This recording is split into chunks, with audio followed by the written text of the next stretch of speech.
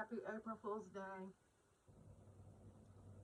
I want to read from this book that I got. It's called One Day at a Time in Al-Anon. And it has some really good pages in it.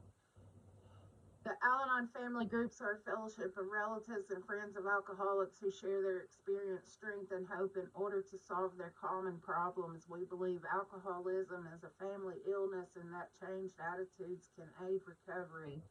Al-Anon is not allied with any sect, domination, political entity, or organization or institution, does not engage in any controversy, neither endorses nor opposes any cause.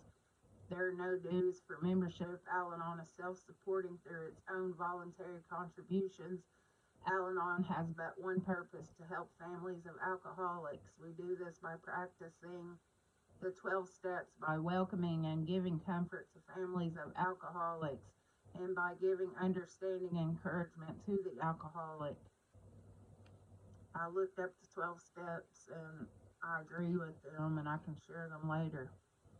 This book suggests living one day at a time and the way in which we may find in each day a measure of comfort, serenity, and a sense of achievement. It discourages dwelling on past errors and disappointments, visualizes the future only as a series of new days, each a fresh opportunity for self-realization and growth. Today is only a small, manageable segment of time in which our difficulties need not overwhelm us. This lifts from our hearts and minds the heavy weight of both past and future, although we don't need to read that.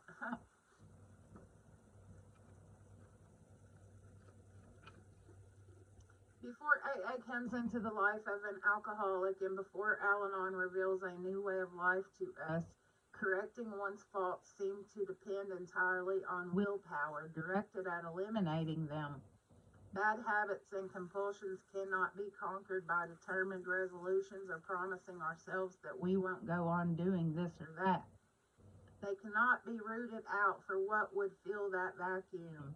They must be replaced with their opposites. The secret is to substitute the positive for the negative, the I will for the I won't.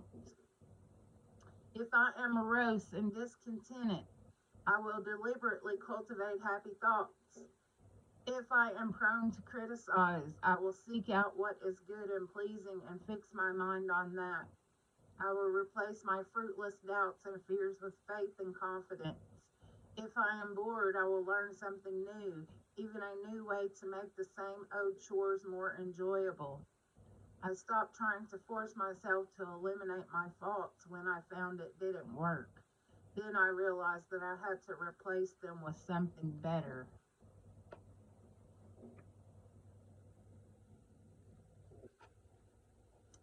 Philosophers clear back to the ancient Greeks have always made much of the idea of correcting bad habits by daily practice of good ones.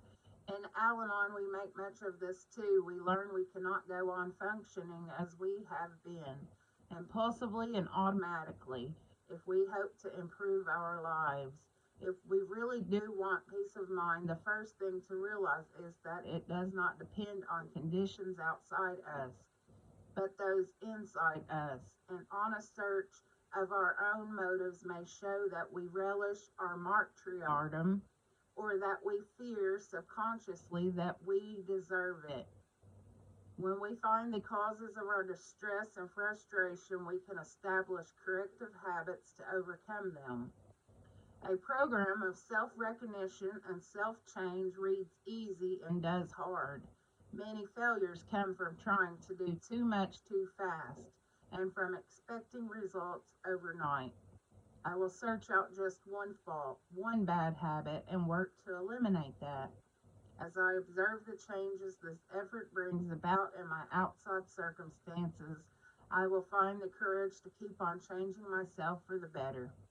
It is no easy thing for a principle to become a man's own unless each day he maintain it and work it out in his life. Thank you. Have a great day.